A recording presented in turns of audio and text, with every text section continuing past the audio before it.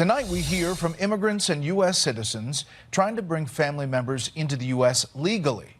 Many are frustrated as they watch as millions of illegal immigrants pour across the border with few, if any, consequences.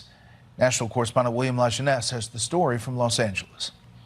Many people abroad are waiting 10, 15, 26 years to enter the U.S. legally and join family, and yet every day they watch the administration welcome millions illegally to stay indefinitely with a work permit. So we talked to 4 would-be immigrants, right? 1 who lost patience and crossed in Tijuana. The other 3 respect the law and are waiting.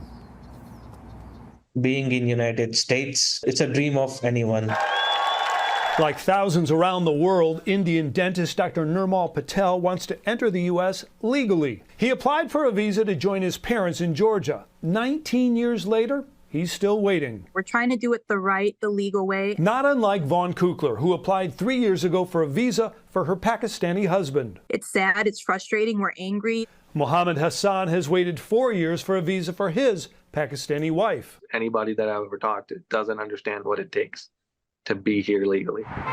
A lot of my clients feel like people are cutting in line in front of them, and the administration's okay with it. Roughly 32 million applied last year for an immigrant visa to enter the U.S. legally.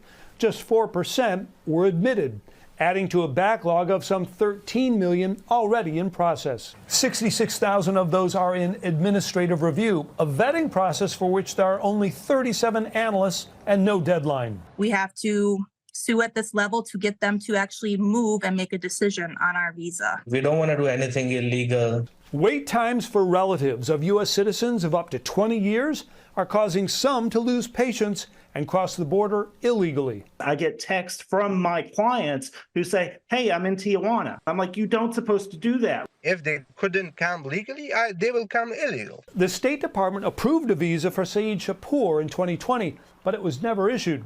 Eventually, he left Afghanistan for Tijuana and is now an asylum seeker in California. Person like me, I have one life. Attorneys have sued the Biden administration for delays and not awarding all of the visas authorized by Congress. The State Department told us it does not comment on pending litigation. Brett? William, thank you. Well, a migration mess now as the backlog of green card applicants is growing more out of control each week. Millions of potential legal migrants now are being forced to stall their families' moves to the U.S. This as undocumented single men continue pouring across the southern border illegally.